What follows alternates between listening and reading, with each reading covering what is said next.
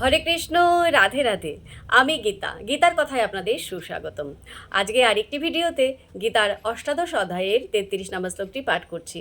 আপনারাও কিন্তু আমার সঙ্গে অবশ্যই পাঠ করবেন।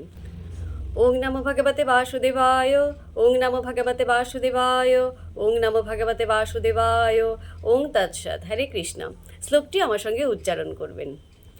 ধৃতা জয়া ধারয়তে মন প্রাণ ইন্দ্রিয় ক্রিয়া যোগেন অব্যভিচারিণা ধৃতি সা পার্থ সাত্ত্বিকী।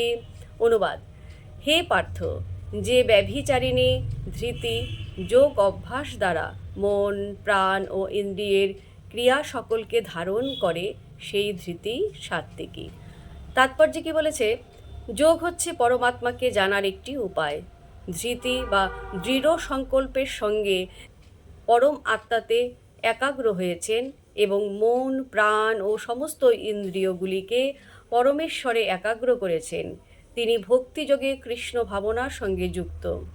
এই ধরনের ধৃতি সত্যগুণাশ্রিত।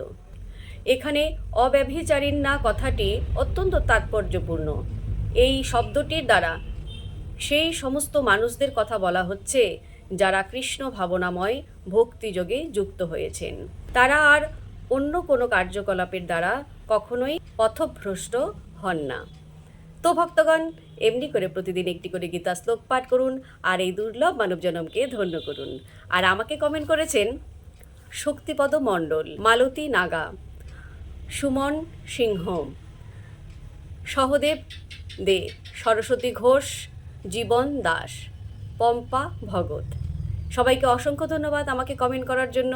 সবাই আমাকে রাধে রাধে জানিয়েছেন, আপনাদেরকেও রাধে রাধে। হরে কৃষ্ণ, হরি বল।